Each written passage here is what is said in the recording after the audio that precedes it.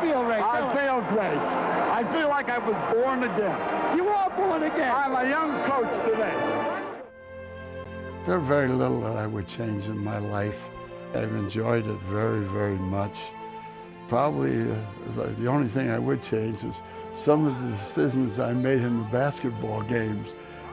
After the game, I know I made the wrong decision. I'd like to do those things all over again.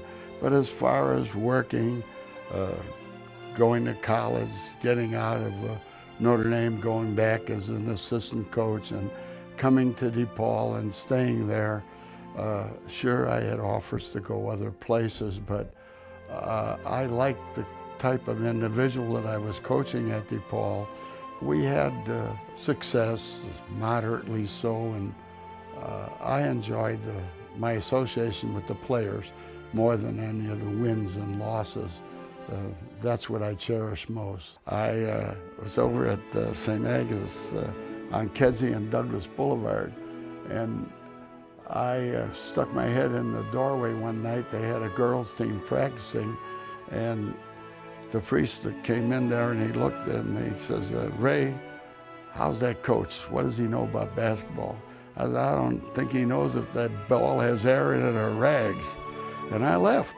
And then the following week, he called me and said that coach was sick.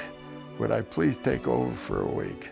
Well, that coach was sick for the rest of his life. I was the coach of the girls' team, and my wife was on the girls' team. That's how I met her. She was quite a basketball player in her own right. I think she was free throw champ of the Chicago American years and years ago. She could shoot the ball, but she couldn't run very fast. That's how I caught up with her. At that time, we were in quite a bit of a depression when I got out of school, and we were married. It was a simple wedding. I had a friend, and his girlfriend stood up for me. It was very simple, but only the family. And we went to Indiana for a honeymoon, and it was fun. I had a lot of fun with things going on in my life at that time. Everything was cozy until I was laid off, and then I was out of work for a couple of years. She was a very loving person, and she was very interested in everything I did.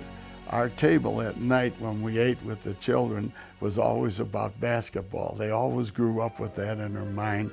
She went to every game. In grammar school when the kids played, she went to all the DePaul games. I think she only missed one DePaul game in all the years that she was alive. Well, she was alive all the years that I coached. And I used to really try to get away from when we go to watch the children play, because they'd be playing on their grade school team or high school team. And if I'd sit next to her, she'd always holler at her son, shoot the ball, shoot the ball. And then if they were losing, she'd say, go down and help that coach. I said, I can't, that's not my business. He has to go on his own. And that was, we'd have more laughs, but she really knew how to control me.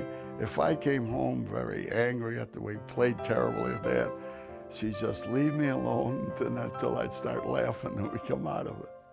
When I retired from coaching, we decided we were going to travel. And that was one of the reasons that I took off. And in retirement, I received several packages or trips. And we made one to Europe. And we were over there for about 18 days. It was very memorable. And we had a lot of fun together. And that was the only trip we ever made, because about a year later she was dead. So we never did make any more trips. But I remember all the things that we did over in Europe. We visited all these famous places, and she was so thrilled with all of the sights she saw. It was great. We were together and without any interruptions. There were no games, no phone calls, and nobody to bother us, and we were just alone. It was a Sunday night, I always remember it, and she was complaining of pains in her back, and she was vomiting, and she was very, very sick. So I said, let's call the doctor, or let's take you to the hospital. She said, no, I'll be all right in the morning. Well, in the morning, we went to the hospital, and they admitted her. She dressed herself, walked out to the car and everything. And then when we got to the hospital examination, she had a massive heart attack. And we didn't know all of it, but as time went on, I guess the doctors knew as soon as they had examined her that she was never going to walk out of that hospital. About the first 3 or 4 days, she thought she'd be ready in a week to leave.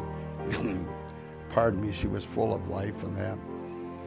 But then after that, she told me she'd never leave. She knew about a week after that, she knew she was going to die. So it was it was about 9 weeks we went to the hospital every day, and I spent from about 9 o'clock in the morning till 9 at last. And about the last week she lived, they put a cot in her room, and I lived in her room for the time being, and we were waiting for her to go. There was no hope.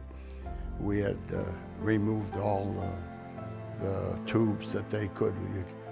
You can't remove breathing or feeding. So they told me when her feet start to get cold, then she's going.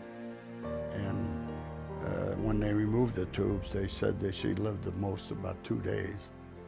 Well, she had a strong constitution. She lived about 6 or 7 after that. And about 12 o'clock there one night, and I felt her feet, and that was the first time I noticed they were getting cold. And I called a nurse, and I said, should I call the family now? She says, no, I'll tell you when. So about 6 o'clock in the morning, she came in and says, oh, she fixed my wife's hair, and she put rouge and powder on her face, and really dressed her up for it. And she says, now call the family. And then they came, and about half an hour later, she was dead.